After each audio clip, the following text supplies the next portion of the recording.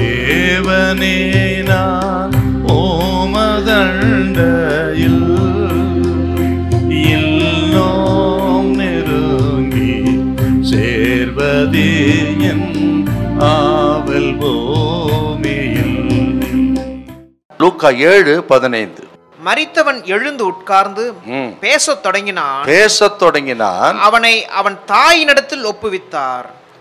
இவன் ஒரு வாலிபனாய் இருந்தான். எப்படி மரித்தான் என்று நமக்கு தெரியாது. எப்படியோ வாலிப நாட்களிலே இவன் மரித்து விட்டான். ஆனால் இவன் யாருன்னு கேட்டீங்கன்னா, இவன் தன் தாய்க்கு ஒரே குமாரனா. ஆண்டவராக இயேசு கிறிஸ்து இப்படி ஒரே பிள்ளையா இருந்தவர்களுக்கு மட்டுமல்ல, வியாதிப்பட்டு வேதனைப்பட்டு யாரா இருக்கிற அத்தனை பேருக்கு சுகம் கொடுக்கும்படி இந்த உலகத்துக்கு வந்தவர் ஆண்டவர் இயேசு.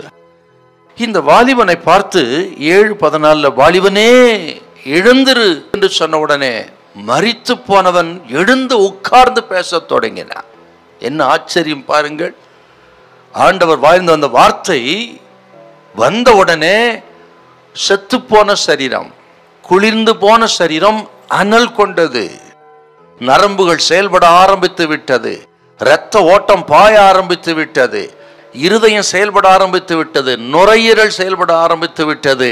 இப்படி இயேசுவின் வார்த்தை வந்த உடனே அந்த மரித்த பிரேதம் அனல் கொண்டு இத்தனை வல்லமையை பெற்று அவன் எழுந்து உட்கார்ந்தான் என்றால், இயேசு கிறிஸ்துவின் வார்த்தைக்கு தான் எத்தனை வல்லமை உண்டு. கேட்கிற உங்களை பார்த்து ஆண்டவர் சொல்கிறார், இன்றைக்கு இந்த நாளிலே அந்த வாலிபனுக்கு சொன்னது போல வேதனை நீங்கி சுகமாய் என்று கர்த்தர் சொல்லும் போது உங்களுக்கு அது அப்படியே நடக்கும்.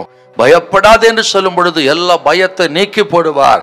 கவலைப்படாதீர்கள் என்று சொல்லும் பொழுது எல்லா கவலைகள் கலக்கங்களை மாற்றுவார். அவர் சொல்ல ஆகும், அவர் கட்டளையிட நிற்கும். அன்று வார்த்தைக்கு அத்தனை வல்லமை இருக்கிறது. எந்த நோயிலிருந்து விடுதலையா கர்த்தர் வல்லவர். சமாதான பிரபு இயேசு சொல்லுகிறார், உங்களுக்கு சமாதானம் உண்டாவதாக, நிம்மதி உண்டாவதாக. இரவில தூக்கம் இல்லாமல் கஷ்டப்படுவதற்கு கர்த்தர் சொல்லுகிற நல்ல நித்திரை இன்றைக்கு உங்களுக்கு தருவா. கெட்ட சொப்பனங்களால் வேதனைப்படுறவங்களுக்கு ஆண்டு எல்லா பிசாசின் தந்து விடுதலையாக்குவார். உங்களை இயேசு கிறிஸ்துவின் வார்த்தைக்கு வல்லமை உண்டு. இந்த வார்த்தை வரும்பொழுதே இப்பொழுதே உங்களுக்கு ஒரு அற்புதத்தை செய்ய இயேசு வல்லவராய் இருக்கிறார். ஆண்டவர் இயேசு மாத்திரம் கொஞ்சம் தாமதமாய் வந்திருந்தால் என்ன இருக்கும் பாருங்க, அவன் நிலைமை பரிதாபமா போயிருக்கும். ஏற்ற நேரத்துல ஆண்டவர் வந்து அவனை உயிரோடு எழுப்பினார். நமது ஆண்டவர் இயேசு யாருன்னு கேட்டீங்கன்னா, ஏற்ற சமயத்திலே சகாயம் செய்கிற தெய்வம். ஆண்டவர் சொல்லுகிறார், உங்களுக்கும் சரியான நேரத்துல சுகம் கொடுப்பார், ஏற்ற நேரத்துல உயர்த்துவார், ஏற்ற நேரத்தில் ஏற்ற சகாயம் செய்வார். கர்த்தர் உங்களை கைவிடவே மாட்டார். ஹல்லேலூயா, ஹல்லேலூயா.